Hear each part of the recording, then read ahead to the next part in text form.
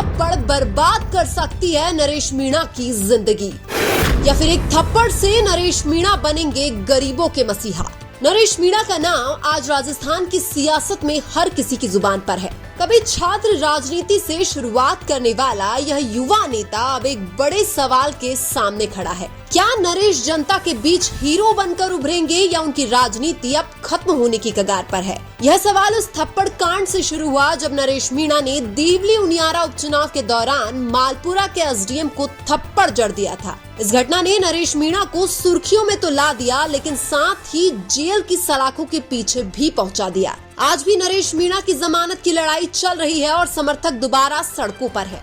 2003 में राजस्थान यूनिवर्सिटी के महासचिव बनने वाले नरेश मीणा एक टिकट के लिए लगातार संघर्ष करते रहे हैं। योग्य उम्मीदवार होने के बावजूद हर पार्टी ने चुनाव में नरेश मीणा को नजरअंदाज किया है। यानी कि नरेश मीणा राजस्थान की राजनीतिक पार्टियों में होने वाली गंदी राजनीति का शिकार हो गए। नरेश मीणा सचिन पायलट के करीबी रहे हैं और कांग्रेस में अपनी जगह बनाने की कोशिश की थी, लेकिन कांग्रेस पार्टी ने नरेश मीणा को आगे बढ़ाने के बजाय नरेश मीणा की राजनीति को ही दबा दिया। नरेश की पहचान एक निडर और जोशीले नेता की रही, जो गरीबों और युवाओं की आवाज उठाते हैं। लेकिन कांग्रेस से उन्हें बार बार टिकट नहीं मिला, जिससे वो नाराज हो गए। निर्दलीय भी चुनाव लड़े हैं। निर्दलीय चुनाव लड़ने से नरेश मीणा की राजनीति का एक नया अध्याय शुरू हो गया। मालपुरा के एसडीएम अमित चौधरी को थप्पड़ मारने की घटना ने उन्हें रातों रात मशहूर कर दिया। एसडीएम को थप्पड़ मारकर भी वो जनता के हीरो बन गए, क्योंकि उन्होंने जनता का हक छीनने वाले एसडीएम को थप्पड़ मारा था।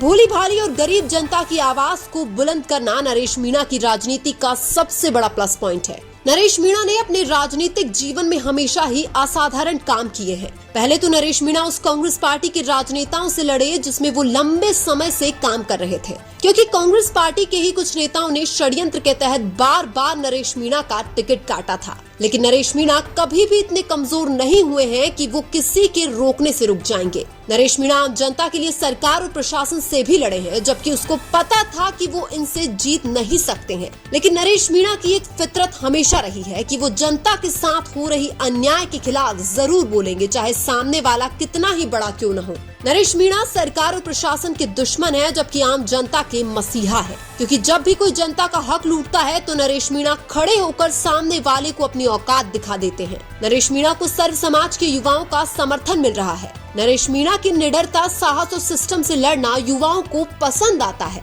जनता के लिए लड़ना, उनके लिए जेल जाना और फिर राजनीति में चमकना, ये कई नेताओं का इतिहास रहा है और नरेश मीणा भी यह इतिहास फिर से दोहरा सकते हैं। वो जेल से बाहर आकर बड़े राजनेता बन सकते हैं। ये टाइम नरेश मीणा की राजनीति का एक टर्निंग पॉइंट है। यहाँ से एक सही फैसला नरेश मीणा को बहुत बड़ा राजनेता बना सकता है। यह वो समय है जब नरेश मीणा नई पार्टी बनाकर भी राजस्थान की राजनीति में एक नया मोड़ ला सकते हैं। सिस्टम से लड़ना, अन्याय के खिलाफ लड़ना, गरीबों के लिए लड़ना जैसी टैगलाइन के साथ नरेश मीणा की नई पार्टी सफल बन सकती है। नरेश मीणा की राजनीति अभी खत्म नहीं हुई है। नरेश मीणा की राजनीति तो अभी शुरू हुई है। जो गरीबों की आवाज को दबने नहीं देता, कोई उस नरेश मीणा की आवाज को कैसे दबा सकता है। बात रही नरेश मीणा की राजनीति खत्म होने की, तो जब तक जनता का साथ है नरेश मीणा की राजनीति खत्म हो ही नहीं सकती है, क्योंकि पार्टियां आपकी टिकट काट सकती है, लेकिन चुनाव तो जनता ही जिताती है और जनता नरेश मीणा के साथ है। जेल में बीत रहा नरेश मीणा का एक एक दिन उनको जनता की नजरों में हीरो बना रहा है,